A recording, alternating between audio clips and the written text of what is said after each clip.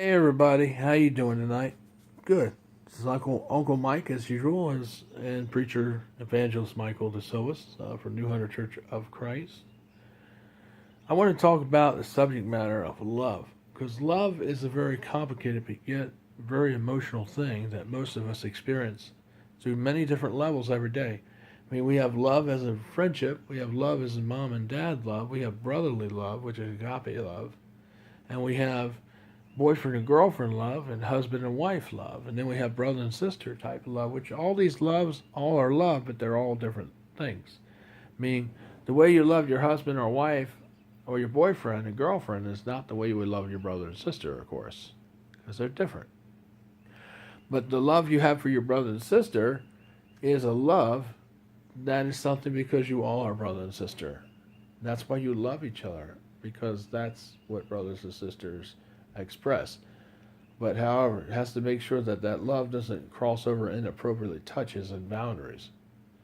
Because sometimes people in families that have a problem or have done that, they sometimes go too far. And it ends up being something that it shouldn't have been in the first place. Because curiosity got the cat, as they say, and things went the wrong, totally horribly wrong.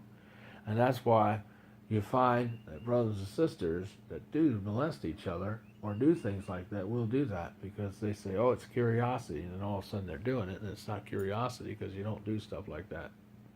That shouldn't even be curiosity. Because some people say, well, that's an excuse because that's why why we did that. But still, either way, it might be an excuse, but it's still wrong. However, it is forgivable. That's what I'll explain. People I know tonight in Hanover County, in Henrico County, and Richmond have situations of this nature that have gone on in the home. And did they excommunicate the people? No. Did they throw them out to the wolves? No. However, they weren't allowed to go over there for some time. And then after some time, once the family was able to cool down and regroup, and they were able to, let the person back in, because the person is repentant and remorseful and is humble, there should be no reason why they can't return back to the family. Besides, they're going to need a support system more than ever. And families, if that's going on, you are the support system. See, a lot of times we get mad at the person who sins, no matter what they did or whatever they done, and we end up hating the person, and as well as the sin or the behavior. But what we need to hate is the behavior, not the person, because the person, there's still hope.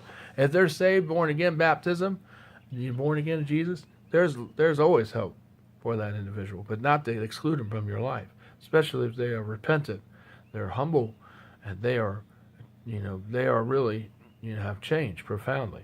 You ought to look at that. Many people will exclude people when people have done this, and that's right when they need them the most.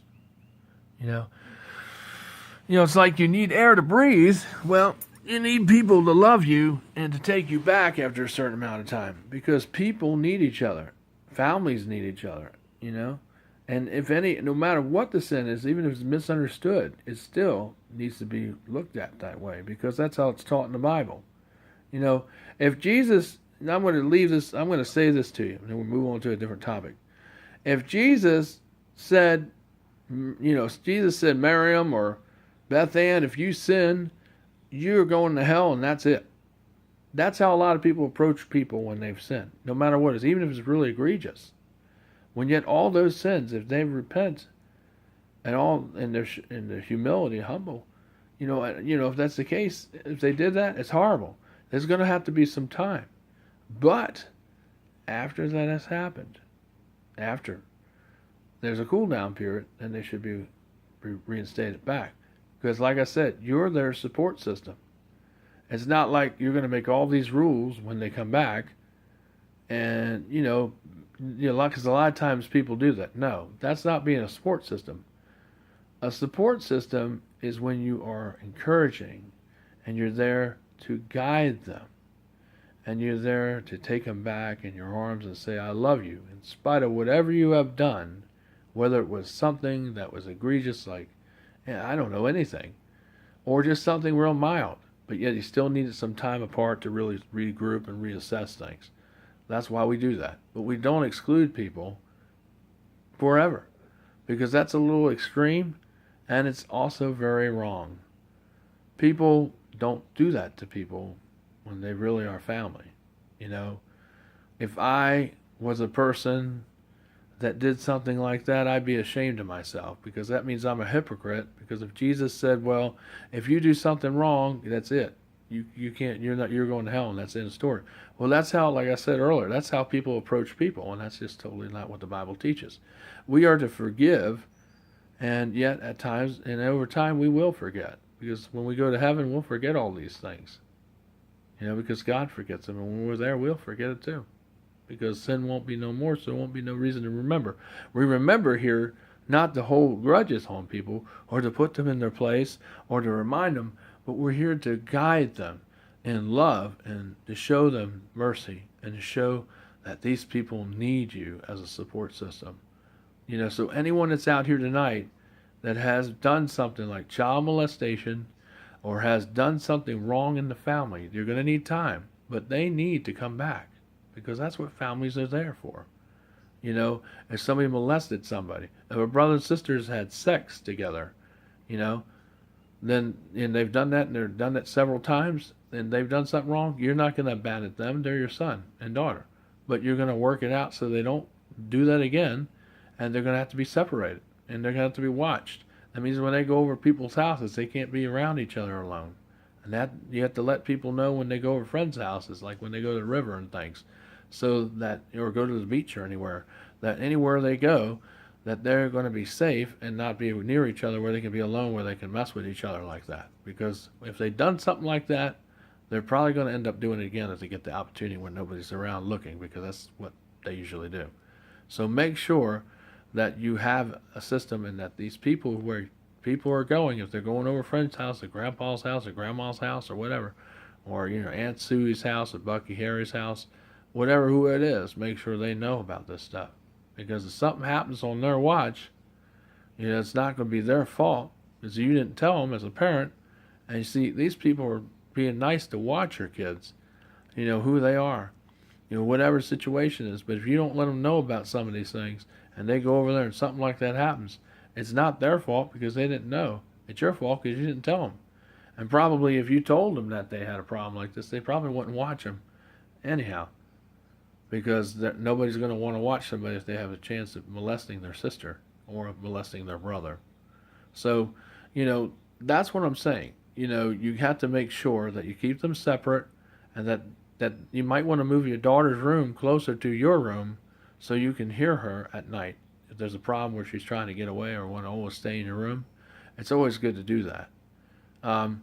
You know, or if it's a brother, if it's a son that this is happening to, by maybe a sister, it can go both ways. You know, you need to do that with them. So that's what I'm saying. You know, if that's going on, you know, hopefully, by God, I hope it's not. But some people it is.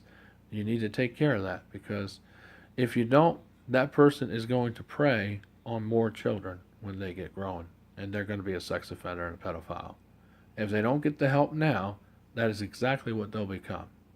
And that's what they will really be. And they will be locked up and have an ankle bracelet on them, because that's what happens to all pedophiles.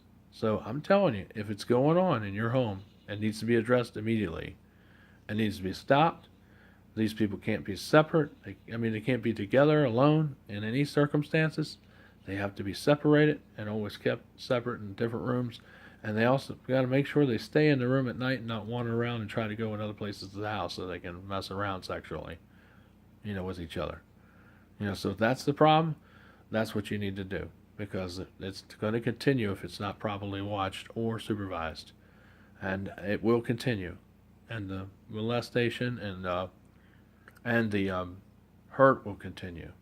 Because if that's going on in your home, it's going to get worse. I mean, they're not going to stop, because it's like a habit. You know, that's why it's best not to mess with that stuff until you get married. Because once you do something like that, you want it more and more and more. That's usually a fact of life. And that's why you don't do that kind of stuff, because that's what will happen.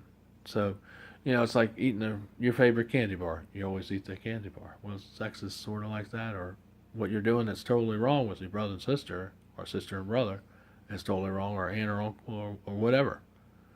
If that's gotten to that point, then that needs to be addressed. Now, it takes time, but as time goes on, things will get back to normal, but it's going to take a while, and trust has got to be reestablished. Because it does take time for that to happen. But a family will bring somebody back if they show that they're repentant and that they're remorseful and that they really learned their lesson, and they should be brought back if they've been excluded. But the thing is, if a person, the way I see it is, if they have, this is the way I see it, if this situation like this was like this in a person's home, then I would say, I would just have a cool down period for 6 months to a year, maybe, depending on how you feel. Maybe less, depending on how you feel about it, how much you know that person, how much, and if it's a brother and sister, the same thing. You just got to keep them away from each other. They live in the same house, but they have to be always constantly watched, because if they get a chance to where they can do it, they're going to do it again, because they sneak around. They'll get up out of bed and go to another area of the house and do it. You might find piles of underwear and clothes in the living room, or you might find underwear in the house and clothes down there and bedding of both the brother and sister, because that's kind of what they do when they're doing stuff like that, and that's not what they're supposed to be doing. So if you find it where they're doing that stuff, then it needs to be addressed, because that's not what brothers and sisters should be doing to each other. Or anyone for that matter, unless you're married. So you're married and you're married to somebody, that's all right. But brother and sister don't get married, and they don't do that to each other, or a sister or a brother or cousins or whatever. So, that's what I'm talking about. So make sure it's addressed. Make sure there's boundaries. Make sure there are things in place to be able to stop this. Because if it's not stopped, that person, whoever's doing the molestation or the pedophilia activity, will grow, and they will still continue to prey on children if you don't address it in the home. So Michael De Silvas, preacher, and also evangelist for New Hunter Church of Christ. I hope this helps some people out there on how to deal with this problem, because it is a little problem. It's not huge, but it is a little, and it needs to be looked at so that you'll get it stopped before that person ends up becoming a child sex offender. So that's what I'm saying. Just part 2 on what we talked about proper touches and improper touches. There's a little bit more into that, part 2. All right, see you later. Take care. Bye for now. Shalom.